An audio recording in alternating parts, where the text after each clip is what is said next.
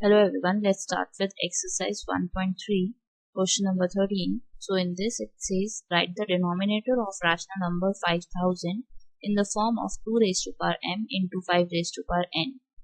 Hence write its decimal expansion without actual division.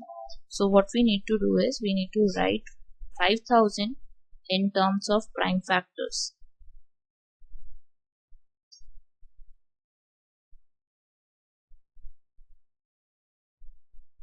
So in this case, what we need to do is we need to take prime factor of 5000. Now 5000 can be divided with 2. So half of 5000 is 2500. Again with 2, so it will be 1250. Again with 2, it will be 625. With the help of 5, so it will be 125.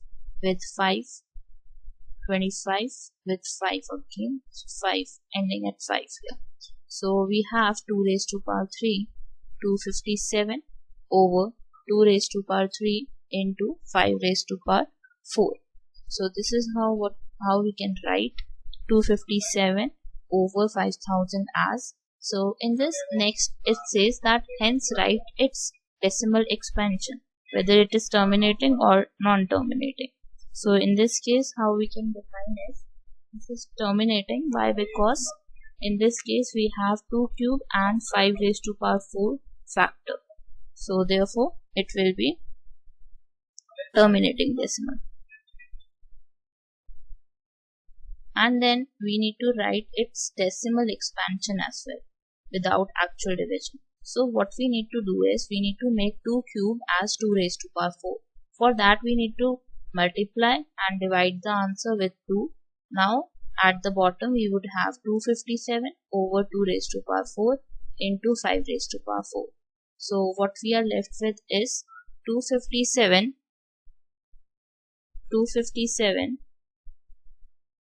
over 10 raised to power 4.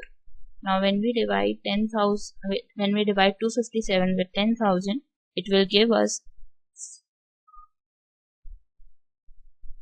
257 into 2. So it will be 514 over 10,000. Now it can be written as 0.0514. So this is the decimal expansion for this term. Now moving on to question number 4, it says underroot p plus underroot q is irrational where p and q are primes. Now we would be considering that underroot p plus underroot q is rational. So we would be using the method eradication in this, that is by taking the opposite of what we need to prove here. So we need to prove that it is irrational. Now we would start with taking assumption that the number given to us is rational, and I would be taking underroot p plus underroot q as a equal to a. Now from this what we can do is we can find the value of p. Now in terms of p it can be written as a minus underroot q. Now we need to square both sides.